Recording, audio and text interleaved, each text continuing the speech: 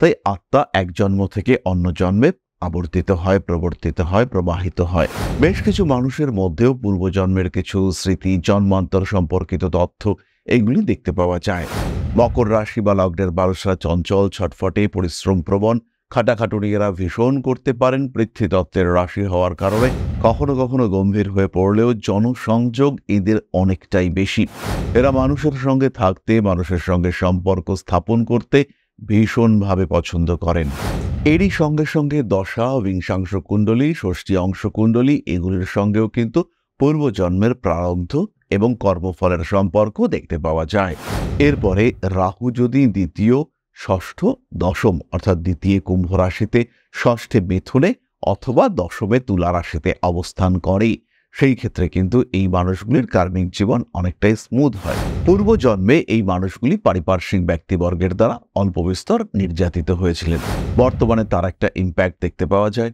পরিবার, পরিজন, সমাজ এদের প্রতি একটা মৃদু বিদ্বেষ সেটা এই মানুষগুলির মধ্যে দেখতে পাওয়া যায়। মকর রাশি, মকর লগ্নের মানুষজন তাদের জন্মকুণ্ডলিতে যদি রাহু তৃতীয়, সপ্তম অথবা একাদশ ভাবে অবস্থান করে, অর্থাৎ মীন, কর্কট অথবা বৃশ্চিকে অবস্থান করে, এবং তার সঙ্গে সঙ্গে শনিদেব যদি লগ্নে অবস্থান করেন, তাহলে পূর্বজন্মের আধ্যাত্মিকতার ভাব এদের মধ্যেই থাকে।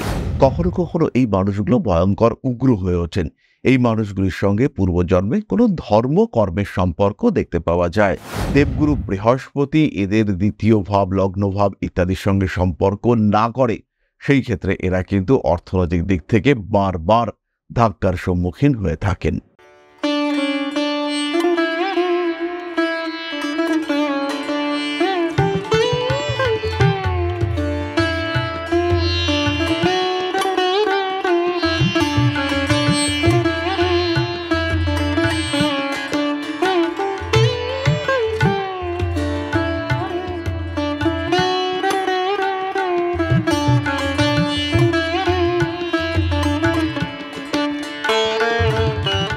নমস্কার, ঋষিবাণী ইনস্টিটিউট অফ ভেদিক অ্যাস্ট্রোলজির পক্ষ থেকে স্বাগত জানাই আজকের জ্যোতিষ আলোচনায়। আমি শান্তনু আপনাদের সঙ্গে। আলোচ্য বিষয় বিশুদ্ধ জ্যোতিষ এবং পুনর্জন্ম। বারবার আমাদের মনের মধ্যে প্রশ্ন জাগে, আদৌ কি পুনর্জন্ম সম্ভব? একজন জাতক বা জাতিকা তারা কি মৃত্যুর পরে আবার পৃথিবীতে ফিরে আসে? বেসিক্যালি আমাদের হিন্দু ধর্মশাস্ত্র এটা কিন্তু পুনর্জন্মকে বিশ্বাস করে। শ্রীমদ্ ভগবদ গীতায় আত্মা সম্পর্কে রয়েছে ন হন্যতি, অর্থাৎ যাকে বধ করা যায় না, যার মৃত্যু নেই, তিনি হলেন আত্মা। তাই আত্মা এক জন্ম থেকে অন্য জন্মে আবর্তিত হয়, প্রবর্তিত হয়, প্রবাহিত হয়। বেশ কিছু মানুষের মধ্যেও পূর্বজন্মের কিছু স্মৃতি, জন্মান্তর সম্পর্কিত তথ্য এগুলি দেখতে পাওয়া যায়, যাদেরকে আমরা জাতিস্বর বলে থাকি, যাদের মধ্যে পূর্বজন্মের কিছু তথ্য ইত্যাদি দেখতে পাওয়া যায়। যেমন আমরা ফেলুদার প্রথম দিকের সিনেমায় দেখেছিলাম, সোনার কেল্লা সিনেমাতে একজন জাতিস্বরের গল্প ছিল। যাই হোক, আজকে আমরা পুনর্জন্ম এবং জ্যোতিষের সঙ্গে সম্পর্ক খুঁজে বার করবার চেষ্টা করব। মনের মধ্যে বারবার যে সমস্ত প্রশ্ন জাগছিল, আগের জন্মে কি ছিলাম, কেমন ছিল আমার পেশা, এই সমস্ত বিষয় সম্পর্কে আমরা তথ্য খুঁজে বার করবার চেষ্টা করব। আলোচ্য রাশি মকর, কালপুরুষের দশম রাশি, শনির দ্বারা প্রভাবিত এবং কার্মিক রাশি। মকর রাশি বা লগ্নের মানুষরা চঞ্চল, ছটফটে, পরিশ্রম প্রবণ, খাটাখাটুনি এরা ভীষণ করতে পারেন। পৃথ্বীতত্ত্বের রাশি হওয়ার কারণে কখনো কখনো গম্ভীর হয়ে পড়লেও জনসংযোগ এদের অনেকটাই বেশি। এরা মানুষের সঙ্গে থাকতে, মানুষের সঙ্গে সম্পর্ক স্থাপন করতে ভীষণভাবে পছন্দ করেন। এই মকর রাশি বা লগ্নের মানুষ শুধু নয়, প্রত্যেকটি মানুষের পূর্বজন্মের খবর কিন্তু তার জন্মকুণ্ডলীর সঙ্গে কানেক্টেড থাকে। জন্মকুণ্ডলিতে মূলত রাহু, কেতু, শনি এই সমস্ত গ্রহের অবস্থান থেকে আমরা আইডেন্টিফাই করতে পারি, উপলব্ধি করতে পারি, বুঝতে পারি আগের জন্মে তার পেশা কে ছিল, মানুষটা কেমন ছিলেন, তার চরিত্র, স্বভাব ইত্যাদি কেমন ছিল, এবং সর্বোপরি তার মৃত্যু কিভাবে হয়েছিল। এরই সঙ্গে সঙ্গে দশা, বিংশাংশ কুণ্ডলী, ষষ্ঠী অংশ কুণ্ডলী এগুলির সঙ্গেও কিন্তু পূর্বজন্মের প্রারব্ধ এবং কর্মফলের সম্পর্ক দেখতে পাওয়া যায়। তাহলে এবার আমরা চলে আসি মূল আলোচনা প্রসঙ্গে। মকর রাশি বা লগ্ন পৃথ্বীতত্ত্বের রাশি।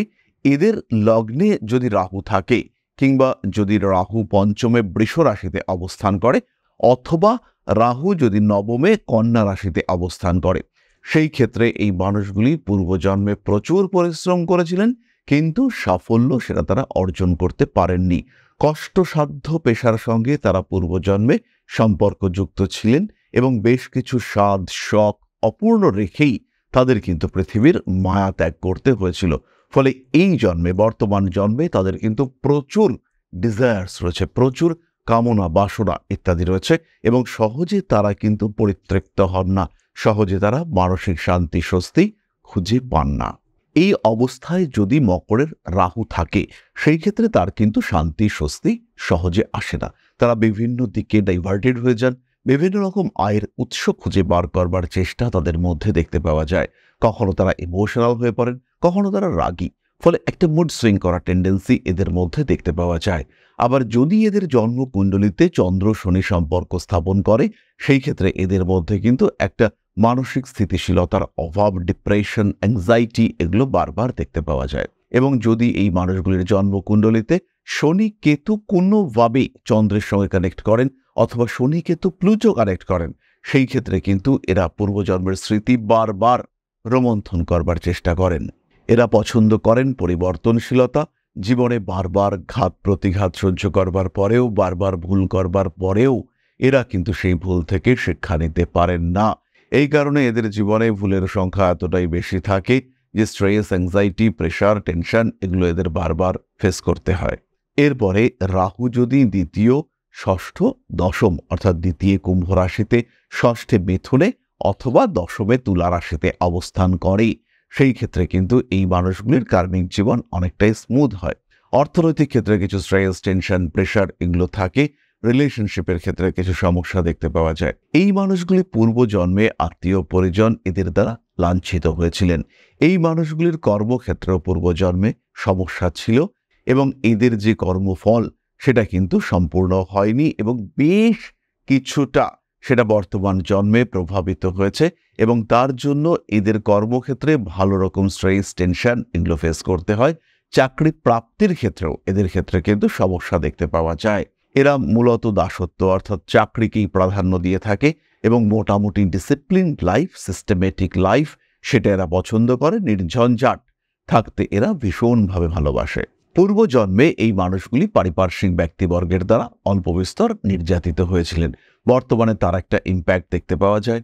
পরিবার, পরিজন, সমাজ এদের প্রতি একটা মৃদু বিদ্বেষ সেটা এই মানুষগুলির মধ্যে দেখতে পাওয়া যায় এবং এদের বিহেভিয়ার, এদের কথাবার্তা, এদের অ্যাক্টিভিটিস, এদের সাকসেস এই সমস্ত বিষয় ধীরে ধীরে এদেরকে পরিবার থেকে দূরে সরিয়ে দেয়। পরিবারের মানুষদের সঙ্গে থেকে এদের অ্যাটাচমেন্ট আস্তে আস্তে কমতে দেখতে পাওয়া যায়। এই মানুষগুলির নাম, যশ, প্রভাব, প্রতিপত্তি, অথরিটি এগুলির প্রতি একটা আকর্ষণ দেখতে পাওয়া যায় এবং খুব ভালো লিডারশিপ কোয়ালিটি, ম্যানেজ করবার ক্ষমতা এদের মধ্যে থাকে। সবচেয়ে বড় সমস্যা এই মানুষগুলির ক্ষেত্রে যেটা হয়, এরা কিন্তু অর্থনৈতিক দিক থেকে টাকা ধরে রাখা এটা এদের জন্য কঠিন হয়। হাতে টাকা পয়সা আসে কিন্তু রেগুলার বেসিসে সেই টাকা পয়সা খরচা হয়ে যায়। এরা কোনোভাবেই সেই টাকা পয়সাকে কিন্তু ধরে রাখতে পারেন না। তবে বয়স বৃদ্ধির সাথে সাথে এই প্রভাব এদের মধ্য থেকে কমতে থাকে এবং মোটামুটি 35-40 এই এজের পর থেকে এদের কিন্তু সমাজ, সংসার এদের সঙ্গে অ্যাটাচমেন্ট বাড়তে দেখতে পাওয়া যায়। মকর রাশি, মকর লগ্নের মানুষজন তাদের জন্মকুণ্ডলিতে যদি রাহু তৃতীয়, সপ্তম অথবা একাদশ ভাবে অবস্থান করে অর্থাৎ মীন, কর্কট অথবা বৃশ্চিকে অবস্থান করে এবং তার সঙ্গে সঙ্গে শনিদেব যদি লগ্নে অবস্থান করেন, তাহলে পূর্বজন্মের আধ্যাত্মিকতার ভাব এদের মধ্যেই থাকে। কখনো কখনো এই মানুষগুলো ভয়ঙ্কর উগ্র হয়ে ওঠেন। এই মানুষগুলির সঙ্গে পূর্বজন্মে কোনো ধর্ম কর্মের সম্পর্ক দেখতে পাওয়া যায়। পূর্বজন্মে এরা তীব্র পরিশ্রম সাপেক্ষ কাজকর্ম করেছিলেন এবং এই পরিশ্রমের কারণে তাদের কিন্তু শারীরিক ক্ষতি হয়েছিল। তার কারণে বর্তমান জন্মে এরা যথেষ্ট শরীর সচেতন। বিশেষভাবে আমি বলবো এই মানুষগুলির মধ্যে কিন্তু কিছুটা বিশ্রাম প্রিয়তার ভাব দেখতে পাওয়া যায়। এরা রেস্ট নিতে ভালোবাসেন। এরা শরীরকে কষ্ট দিতে মোটে পছন্দ করেন না, বরঞ্চ ব্রেন ওয়ার্ক এটা এরা করতে পছন্দ করেন, কিন্তু সেটা ব্রেন ওয়ার্ক, তার সঙ্গে সঙ্গে শরীরকে অতিরিক্ত খাটানো, শরীরকে শ্রম দেওয়া এটা কিন্তু তারা একেবারেই পছন্দ করেন না। এই মানুষগুলির মধ্যে মোবাইল ফোনের প্রতি বর্তমানে একটা ব্যাপক অ্যাডিকশন দেখতে পাওয়া যায় এবং মোবাইল ওরিয়েন্টেড বিভিন্ন রকম গেমস, কিছু বেটিং এই ধরনের কাজকর্মের মধ্যে এরা সংযুক্ত হয়ে থাকেন এবং যদি দেবগুরু বৃহস্পতি এদের দ্বিতীয় ভাব, লগ্নভাব ইত্যাদির সঙ্গে সম্পর্ক না করে, সেই ক্ষেত্রে এরা কিন্তু অর্থনৈতিক দিক থেকে বারবার ধাক্কার সম্মুখীন হয়ে থাকেন। পূর্বজন্মে এদের কিন্তু রিলেশনশিপের ক্ষেত্রেও একটা ইস্যু ছিল এবং নিজের সম্পর্কগুলিকে এরা যথেষ্ট ইগনোর করেছিলেন, এবং এই যে সম্পর্কগুলিকে এরা ইগনোর করেছিলেন, এই যে সম্পর্কগুলি থেকে এরা দূরত্ব বজায় রেখেছিলেন, এর কারণে কিন্তু বর্তমান সময়েও সম্পর্কগুলির প্রতি অ্যাটাচমেন্ট একটু কম থাকতে দেখতে পাওয়া যায়। কখনো চরম রোমান্টিক, আবার কখনো রোমান্টিকতার ধার ধারছেন না, এরকম মানসিকতা কিন্তু এই মানুষগুলোর মধ্যে আমরা বারবার দেখতে পাই। রাহু যদি চতুর্থ, অষ্টম বা দ্বাদশে অবস্থান করে, অর্থাৎ মেষ, সিংহ অথবা ধনু রাশিতে অবস্থান করে, সেই ক্ষেত্রে এই মানুষগুলির মধ্যে বাস্তববোধ চরম মাত্রায় দেখতে পাওয়া যায়। পরিবার থেকে বিচ্ছিন্নতা, দূরত্ব এটাও এদের ক্ষেত্রে আসে। বাড়িতে বাস্তু সমস্যা এগুলো দেখতে পাওয়া যায়। এই মানুষগুলি পূর্বজন্মে কোনো না কোনো অদ্ভুত কর্মের সঙ্গে যুক্ত ছিলেন। হতে পারে এই মানুষগুলি তন্ত্র চর্চাকারী ছিলেন, হতে পারে এই মানুষগুলি কোনো জটিল কর্মের সঙ্গে যুক্ত ছিলেন, হতে পারে এই মানুষগুলি কোনো এক্সিকিউশন ওরিয়েন্টেড কাজে যুক্ত ছিলেন, যেমন যুদ্ধ, হত্যা, নৃশংসতা এই ধরনের কাজের সঙ্গে সম্পর্কযুক্ত ছিলেন, এবং তার কারণে বর্তমানেও বা বর্তমান জন্মেও এই মানুষগুলির মধ্যে কিন্তু পূর্বজন্মের স্মৃতির প্রভাব এটা দেখতে পাওয়া যায়। একটা হিংস্রতা, একটা রাগ, একটা তেজ এই মানুষগুলোর ক্ষেত্রে আমরা খুব স্পষ্টভাবে দেখতে পাই। গৃহ সংক্রান্ত অস্থিরতা, বাড়ির জিনিসপত্র নষ্ট করা, রেগে গেলে একটু ভেঙে চুরে ফেলা, এই ধরনের মেন্টালিটি এদের ক্ষেত্রে দেখতে পাওয়া যায়। এই মানুষগুলিও কিন্তু বেশ অ্যাক্টিভ, কিন্তু তার সঙ্গে সঙ্গে এদের মনের স্থিরতা তার কিন্তু একটা অভাব রয়েছে। কোনো কোনো সময় যদি এদের শুক্র রাহুর সঙ্গে সম্পর্ক করে ফেলে, তাহলে তীব্র যৌন আকর্ষণ এদের মধ্যে দেখতে পাওয়া যায়। এদেরকে দেখতে সুন্দর হয়। এদের মধ্যে পূর্বজন্মের স্মৃতি এবং তার প্রভাব যথেষ্ট গভীরভাবে থাকতে দেখতে পাওয়া যায়। এই মানুষগুলির মধ্যে অটোমেটিক্যালি বিদেশ যাত্রা, বাইরে থাকা, দূরদেশে থাকবো তার একটা প্রবণতা দেখতে পাওয়া যায়, এবং কোনো না কোনোভাবে বাড়ি থেকে ডিটাচড হতে হবে, এই মেন্টালিটি এই মানুষগুলোর মধ্যে কাজ করতে দেখতে পাওয়া যায়। বাড়ির মানুষজন, বাড়ির পরিবেশ, বাড়ির প্রতি একটা অনিচ্ছা, অনাগ্রহ এদের ক্ষেত্রে দেখতে পাওয়া যায়। টাকা পয়সা দিয়ে দেব, কিন্তু কোনোভাবেই বাড়িতে থাকবো না, বাড়ির সঙ্গে অ্যাটাচমেন্ট থাকবে না, এই ব্যাপারগুলো এই মানুষগুলোর মধ্যে থাকতে দেখতে পাওয়া যায়। এই মানুষগুলির জন্মকুণ্ডলিতে রাহু যদি শনির সঙ্গে সরাসরি সম্পর্ক স্থাপন করে, সেই ক্ষেত্রে আত্মধ্বংসাত্মক মানসিকতা এদের মধ্যে কাজ করে, এবং পূর্বজন্মের চরম অতৃপ্তি সেটা কিন্তু এই জন্মে প্রকাশিত হতে দেখতে পাওয়া যায়। কিছু বিশেষ ঘটনা, কিছু বিশেষ সিস্টেম, তার প্রতি একটা চরম বিরক্তি এই মানুষগুলোর ক্ষেত্রে থাকে। সঞ্চয় করতে এরা পছন্দ করেন, এবং জমি, বাড়ি, জায়গা, প্রপার্টি ইত্যাদি বিষয়ের প্রতি এদের ব্যাপক আগ্রহ দেখতে পাওয়া যায়। এই মানুষগুলোর মধ্যে কিছু স্পিরিচুয়াল অ্যাটাচমেন্ট দেখতে পাওয়া যায়, এবং এরা কিন্তু ভূত, প্রেত এদের সঙ্গে কমিউনিকেট করা, এদের উপস্থিতি উপলব্ধি করা সেটা খুব ভালোভাবে করতে পারেন। ফলে এই মানুষগুলির মধ্যে একটা অশান্তির ভাব সেটা কিন্তু সবসময়ই দেখতে পাওয়া যায়।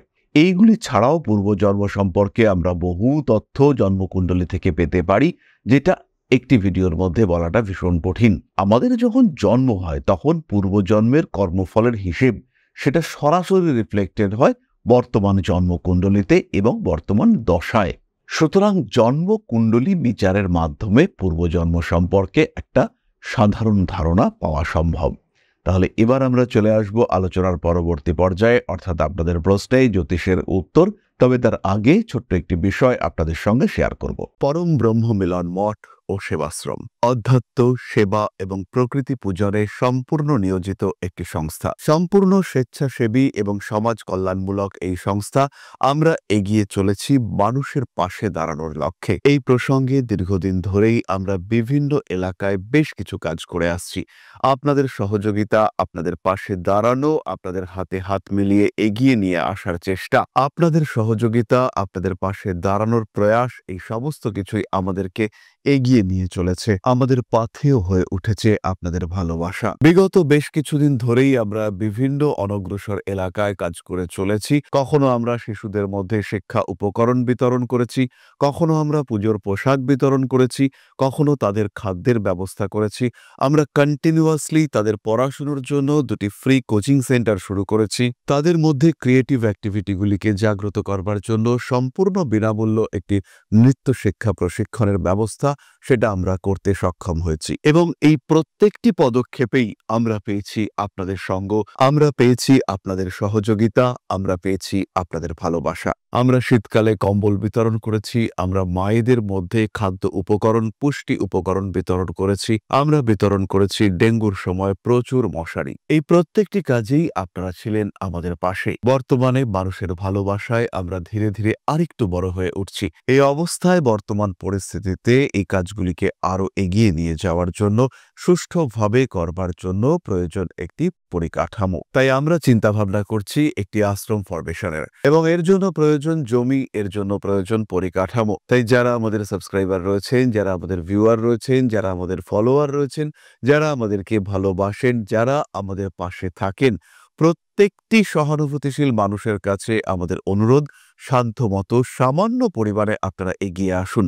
বিন্দু বিন্দুতে সম্পূর্ণ হবে সিন্ধুর গঠন, তৈরি হবে পরম ব্রহ্মমিলন মঠ ও সেবাশ্রমের পরিকাঠামো। তাই যারা বিভিন্ন সময় বিভিন্ন অবস্থায় মানুষের পাশে গিয়ে দাঁড়ান, যারা প্রকৃতিকে ভালোবাসেন, যারা জীবনকে এগিয়ে নিয়ে যাওয়ার পথে অন্যকে সাহায্য করতে পছন্দ করেন, সেরকম প্রত্যেকটি মানুষের কাছে আমাদের সাধারণ অনুরোধ, আমাদের এই মহৎ উদ্দেশ্যকে সফল করে তুলবার জন্য যতটুকু সম্ভব, যতটুকু সাধ্য অবশ্যই এগিয়ে আসুন, বাড়িয়ে দিন সামান্য সহযোগিতার হাত।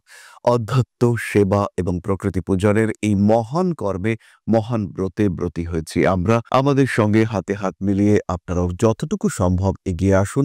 সবার প্রচেষ্টায় এই বিরাট কর্মযজ্ঞ সাফল্যমণ্ডিত হবে। সবাইকে জানাই অগ্রিম ধন্যবাদ। আমরা জানি আপনাদের সহযোগিতা আমরা পাবো। বেশ কিছুদিন ধরেই বহু মানুষ আমাদেরকে সাহায্য করে চলেছেন, কারণ আমাদের ইন্ডিভিজুয়াল সামর্থ্য অতি ক্ষুদ্র, তার মাধ্যমে এই মহৎ কার্যগুলিকে সম্পূর্ণ করা সম্ভব নয়। তাই প্রত্যেকের ছোট্ট ছোট্ট সহযোগিতার হাত আমাদেরকে এগিয়ে নিয়ে চলেছে। আমরা এগিয়ে চলেছি সাফল্যের লক্ষ্যে। আপনাদের ভালোবাসা এভাবেই আমাদের পাশে থাক, আমরা সফল হবই। তাহলে এবার আমরা চলে আসবো আপনাদের প্রশ্ন পর্যায়ে। প্রশ্ন করেছেন ঐশী মণ্ডল।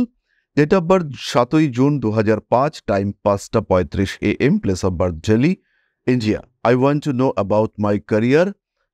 ঐশী, ফার্স্ট অফ অল তোমার ক্যারিয়ার, এটা প্রফেশন, জব, চাকরি, এটা হওয়ার চান্সেস রয়েছে, এবং মোটামুটি এই মুহূর্তে তোমার বয়স হলো 20, অ্যাট দ্য এজ অফ 25। তখন কিন্তু স্টেবিলিটি তুমি রিয়ালাইজ করতে পারবে, এবং তোমার জীবনে যে স্থিতিশীলতা, স্থায়িত্ব, এটা সঠিকভাবে এলো, এইটা উপলব্ধি করতে পারবে তুমি মোটামুটি 25+ বছর বয়সের পর থেকে। ম্যানেজমেন্ট ওরিয়েন্টেড স্টাডি তোমার জন্য ভীষণ ভালো, এবং এই ধরনের বিদ্যায় তুমি উন্নতি করতে পারবে। যে জায়গাটায় তোমাকে লক্ষ্য রাখতে হবে সেটা হলো শরীর এবং সুস্থতার দিকে লক্ষ্য রাখতে হবে। ক্যারিয়ার তোমার ক্ষেত্রে নিজেই ডেভেলপ করতে দেখতে পাওয়া যাবে। নিশ্চিন্তে থাকতে পারো তুমি।